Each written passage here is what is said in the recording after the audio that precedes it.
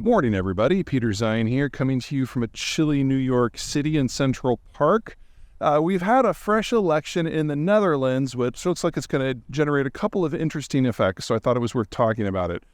Specifically, the outgoing government of Mark Rutte is now giving way to an incoming coalition that will be led, most likely, by a guy by the name of Geert, who's got crazy hair.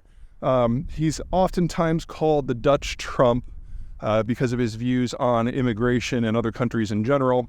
It's nothing like that. This is still very Dutch, which is to say center-right, fairly calm politics.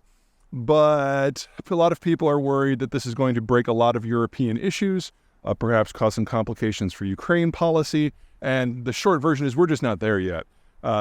The Netherlands has a very different electoral system from the United States. So in the United States, we have a first-past-the-post single-member district system, which is a fancy way of saying that when you go to the ballot box, you vote for a very specific person who's going to represent a very specific group of people in a delineated geographic area, whether it's your state or your district.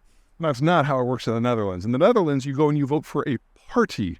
And if a party gets 30% of the vote, as Geert Wilders' party did, they then get 30% of the parliamentary seats. This is an interesting system that allows for maybe a little bit more of a pure democracy system, although you don't know who you're going to necessarily get because it's on a party list, and if they get 30 seats, then the top 30 people on their party list get the seats. But the Netherlands has a weird way of doing things because they really don't have a floor. There's 150 seats in their parliament, and if you get 1/150th of the vote, you get a seat, which means you get a lot of parties. And I think there's going to be something like 11 in the new parliament. So Wilders isn't simply going to be prime minister. He first has to cobble together a coalition of a minimum of 4 parties in order to then establish a government. This is a lengthy process, even when everybody sees everything from the same point of view. So the outgoing government of Rutte, for example, it took them 9 months to build their government last time, and I think 8 months the time before that.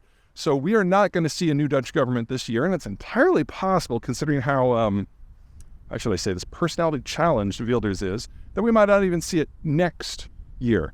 Now, you shouldn't necessarily expect to see huge shifts in policymaking in the near term, because some of Wilders' more, from the Dutch point of view, egregious ideas are going to have to go away if he's going to build a coalition.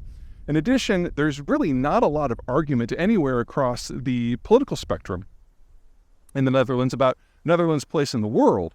The Netherlands is pro-American and pro-British and pro-European for reasons that are different from a lot of other countries. Specifically, they're pro-European because they don't really like the Germans or the French that much. And the general idea is if you can get the French and the Germans into an institution where other members can kind of dilute their influence, then everybody wins, especially the Dutch, because they handle the trade between the French and the Germans. They like to keep the Brits close because it's, again, a hedge against Germany and France. And they like to keep the Americans close for the same reason. Keep in mind that the Netherlands is a small chunk of territory, roughly the size of this state here. And as a result, it has a little problem with defense because it's completely flat and its borders are completely exposed to its neighbors. So it's never going to be a military power. All it can hope is to entangle as many other military powers into its own interests so that the French or the Germans don't just run roughshod across them. The problem we're going to see is not with European policy per se. It's not like things are going to change in the Netherlands. It's just that for the next several months, maybe up to a year, we're not going to have a government in the Netherlands that's capable of playing what has traditionally been the other big role of the Netherlands in Europe, and that is of broker.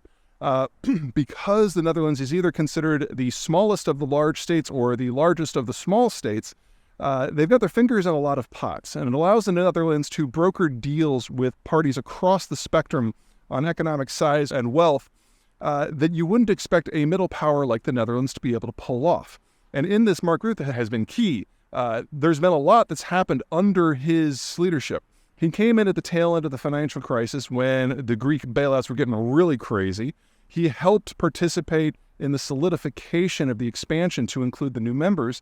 And now he's played a central role in the next wave of expansion that is supposed to include a number of countries in the former Soviet sphere of influence up to and including Ukraine. And he's been doing this while being a relatively reliable spokesman for American and British interests in Europe, as long as it doesn't hurt Europe. So this sort of balanced, integrated player has been very, very, very important to everything that's gone down in Europe for the last decade, because he's been running the place for almost 15 years now. Wilders, regardless of what he says, doesn't have a lot of experience doing this. Yes, he's been in the parliament for the last quarter century, but he's never been in a government. He reminds me a little bit of Joe Biden in that he's never really had a big boy job. And so it's going to take time for him to build the gravitas that's necessary to play that broker role within the European Union. And until then, the French and the Germans don't have their marriage counselor, and the rest of Europe doesn't have their advocate or their handbrake. That's assuming we get a government tomorrow. And we're not going to get a government for months. So the ability of Europe to manage in this environment just went down a very, very big Dutch-shaped notch because the Netherlands at the moment can't play its traditional role.